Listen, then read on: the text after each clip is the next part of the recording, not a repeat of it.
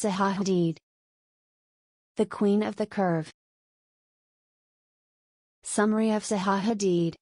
First woman to break the glass ceiling of the Starchitect universe, dwelling amongst greats such as Frank Lloyd Wright and Le Corbusier. Iraqi-born Zaha Hadid's pioneering vision challenged notions of what could be achieved in building.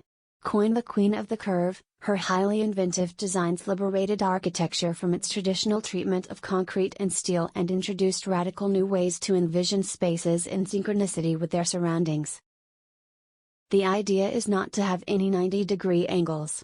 In the beginning, there was the diagonal. The diagonal comes from the idea of the explosion, which forms the space. This painting was made in the early years of Hadid's career as an architect, before any of her designs had been constructed. It shows her unbuilt yet competition-winning design for a private leisure club, The Peak, on a mountainside in Hong Kong. The painting emphasizes the sympathetic relationship between the jagged edges of the leisure center and those of the mountain, and positions the building within the topography of the site. The flat surface of the painting acts to remove any boundary between building and landscape, a distinction that Hadid remained interested in blurring throughout her career. Vitro Fire Station, 1989-93. Lois and Richard Rosenthal Center for Contemporary Art.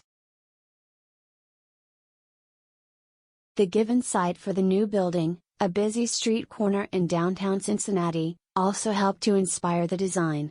The facade to the street is translucent, inviting passers to look inside, and breaking down the stereotype of the museum in general, remote and uninviting.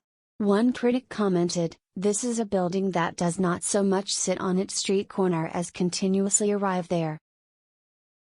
Maxi Museum.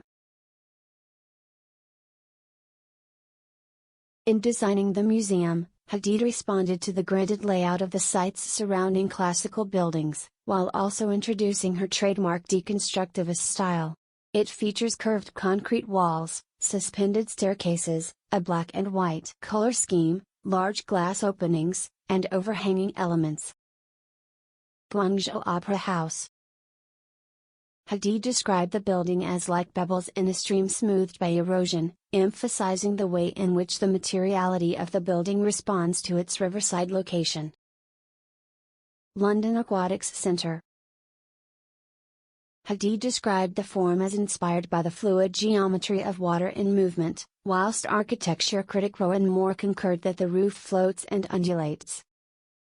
The sweeping surfaces were appropriate to this project, since a key part of the regeneration of Baku was moving away from the monumental style of Soviet architecture towards more flowing forms.